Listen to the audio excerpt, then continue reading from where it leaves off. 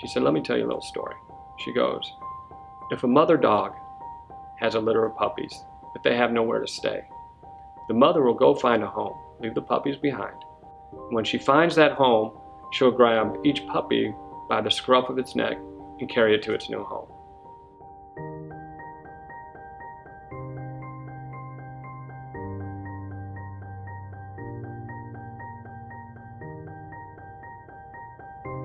My mother, when she arrived in Toledo, Ohio, she was poor and alone. She really struggled. She didn't have any money. She didn't have any support. She didn't have her job yet. And she was interviewing at what was called Maumee Valley Hospital at the time. And when she got hired at Maumee Valley, which later became the Medical College of Ohio, she met Irma Jean Bennett, who was Mama Green's daughter. And they became best friends. Irma Jean was very sympathetic, loved my mother, helped her. And when I was conceived, my mother lived in a storage room in a basement underneath a pizza parlor right across the street from Medical College, Maumee Valley Hospital. And she had no money. She had no one to turn to. My mother was debating between an abortion and an adoption. And she couldn't decide which way she wanted to go. So she's crying in the kitchen at Mama Green's house. And Mama Green had just come up from the basement. And she looked at Irma Jean and said, why is Susie crying? And Irma Jean told her. So Mama Green told the story that transformed my life. She said, Susie, if you don't keep your baby, you'll be lower than a dog. She said, but I know you don't have anything, so I will raise your baby for you. He can stay with me. So my mother stayed on the night shift for 10 or 11 years of my life. So because she was on the night shift, I stayed with Mama Green for those 10 or 11 years. I went home on weekends. There was a couple periods where some things happened with my mother that I couldn't go home at all. So there was a couple periods where there were 3 months where I didn't even go. I didn't even see her for 3 months at a couple interludes. So I stayed with Bertha, and she and I became as close as you could ever imagine anybody being. She was my protector. She was truly, if ever the term guardian angel is a correct one, she was it. She protected me from street gang members. She protected me from drug dealers.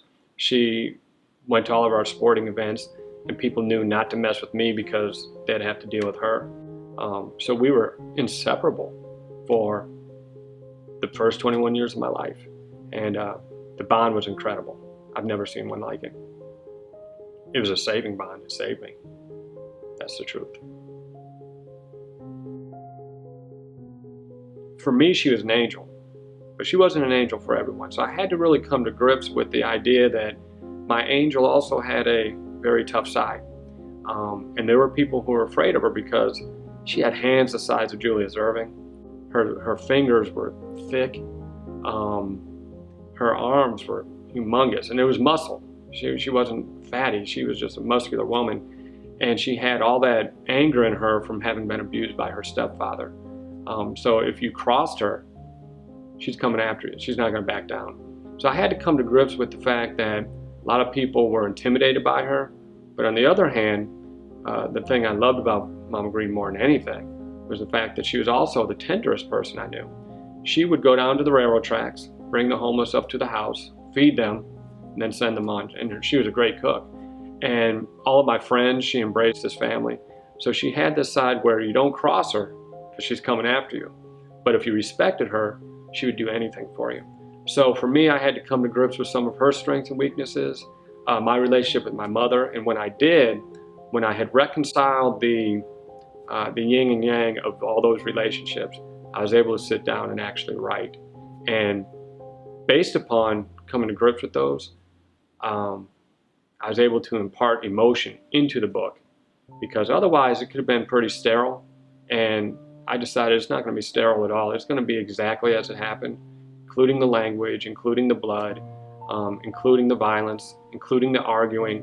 And the arguing was just, it was a war zone. I mean, my house was a war zone over me. Why did I write Dear Mama? That's a great question. It started about 30 years ago. I had dinner with the current chief diversity officer at Harvard University, Lisa Coleman, and she had invited Maya Angelou to campus, and I had dinner with Maya Angelou before I knew who she was, ironically. And we were having student sit-ins at the time over race relations at Denison. And the professor, Tony Stoneburner, who was presiding over the whole dinner, told Maya Angelou that he has a very interesting story. And when I got done telling her the story about me and Mama Green, she said, you should write a book about Miss Green. She said, it's a great story. And, 25, 30 years have passed, and I was at a crossroads last year where my life was, falling apart at the fray, and I wanted to reassemble myself. And in reassembling myself, I knew that Mama Green had saved me once, twice, and she was going to save me again. So, being my guardian angel, I allowed myself to be lifted up by her spirit and decided that I was going to go ahead and write this book.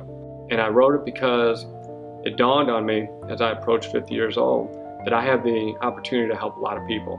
So I said, it's time. And I sat down and I started to write. For me to be able to write this book, I had to really come to grips with these three giant, strong women who all loved me dearly, but were in conflict with one another on how to do it properly.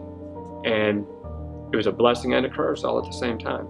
So for me to make contact, I had to really make contact internally with Irma Jean, my mother, and Mama Green. And when I did, I was able to sit down and go, you'll see.